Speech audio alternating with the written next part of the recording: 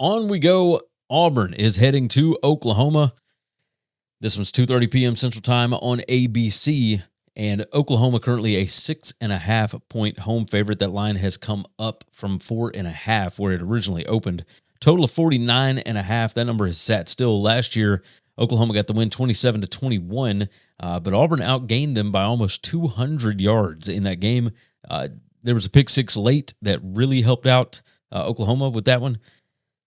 Big narrative here is that Jackson Arnold is returning to Norman. Obviously, he was supposed to be the chosen one. Now he's at Auburn, transferred out after last year. He comes back. Oklahoma has found their new favorite, whatever you want to call it, John Mateer, and he has been everything he was advertised to be. I was a doubter. Maybe I should not have been. Ben Arbuckle, fantastic offensive coordinator. What he's doing with this offense, it also helps when your wide receivers are not all injured at the same time. That certainly helps, right? Auburn has played on the road already this year, got a big win at Baylor, slowed down that huge passing attack. So they have had some, not that Oklahoma is a huge passing attack by any stretch of the imagination, but they have had some success against a really good offense already this season. They've done that. This is Auburn's first trip to Norman. That's something to pay attention to. Norman, Oklahoma, especially when they are good, is, raucous. That place is bouncing.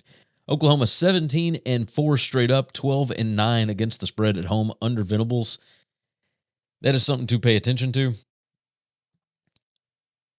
I don't trust Hugh Freeze and that coaching staff. Last week against South Alabama, that game, they meant nothing.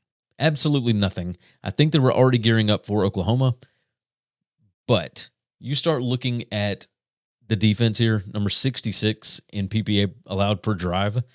Some of this has to do with playing Baylor in week one. However, South Alabama was able to move the ball a little bit on them last week. Not a lot. I understand that. But on a down-to-down basis, that's where it gets a little crazy. Auburn is number 128 in offensive explosiveness. They're number 133 in defensive explosiveness allowed. No, Oklahoma is not super explosive, but they have the potential to be. Same thing with Auburn. Their wide receivers are really, really good. However, Jackson Arnold still has not figured out the passing thing. Oklahoma's defense, really good at stopping the pass. Auburn only throws the ball 38.55% of the time.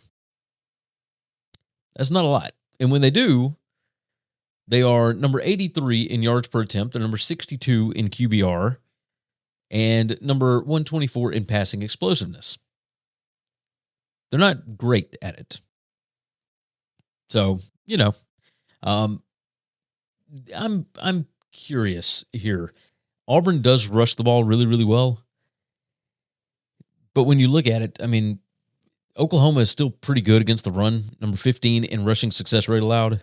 Number 22 in offensive line yards allowed. But they are number 105 in rushing explosiveness allowed. However, Auburn, not exactly explosive running the ball. Number 79 in rushing explosiveness. So, when I'm looking at this, I'm looking at position groups. I'm looking at all kinds of things. And I don't see a distinct advantage. It's an overall talent rank. We are looking at number 13 for Oklahoma, number 11 for Auburn. Auburn special teams, number 86 in efficiency. Oklahoma, number 42 right now. This is an interesting spot. It's a lot of points. My number has Oklahoma power rated by almost 6. The stats projected spread has Oklahoma by 9.5. There's a reason why this has gone up to 6.5. I don't always like going with favorites of that much, especially in a game where the talent level is pretty even.